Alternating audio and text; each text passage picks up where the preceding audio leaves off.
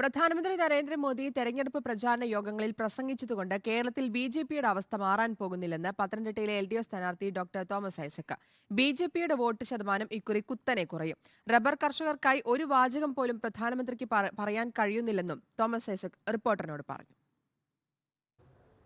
ഇനിയുള്ള ദിവസങ്ങൾ തെരഞ്ഞെടുപ്പ് പ്രചരണത്തിന് ധാരാളം എന്നാണ് പത്തനംതിട്ട ലോക്സഭാ മണ്ഡലം എൽ.ഡി.എഫ് സ്ഥാനാർത്ഥി ഡോക്ടർ തോമസ് ഐസക് പറയുന്നത്. പിന്നെ മതിയാവും. ആളുകൾക്ക് എന്നെ പരിചയപ്പെടുത്തേണ്ട കാര്യമൊന്നുമില്ലല്ലോ. ആളുകൾക്ക് സുപരിചിതനാണ്. കഴിഞ്ഞ ലോക്സഭാ തെരഞ്ഞെടുപ്പ് മുതൽ കേരളത്തിൽ ഓരോ തെരഞ്ഞെടുപ്പിലും ബി.ജെ.പിയുടെ വോട്ട് ശതമാനം കുറയുകയാണ്. ബി.ജെ.പിക്ക് 29% വോട്ട് 2019 കിട്ടിയതാ. അതിങ്ങ് താഴേക്ക് പോന്നു.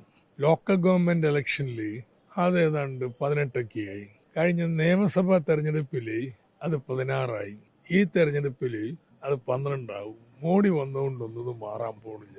കേരളത്തിലെ റബ്ബർ കർഷകർക്കായി കേന്ദ്രം എന്ത് ചെയ്തു എന്നും തോമസ് ഐസക് ചോദിക്കുന്നു.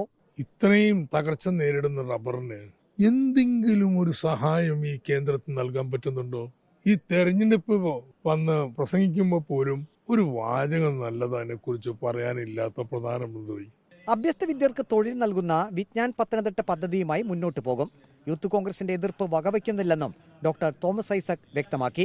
ഇക്കുറി ഏതായാലും പത്തനംതിട്ട ലോക്സഭാ മണ്ഡലത്തിൽ എൽ.ഡി.എഫ് ചരിത്രം തിരുത്തി കുറിക്കുമെന്നാണ് തോമസ് ഐസക് പറയുന്നത്. ബി.ഡി ജേർണലിസ്റ്റ് അജി കുടുംബനൊപ്പം reporter Praveen Purushothaman, in reporter, Pathanamthitta.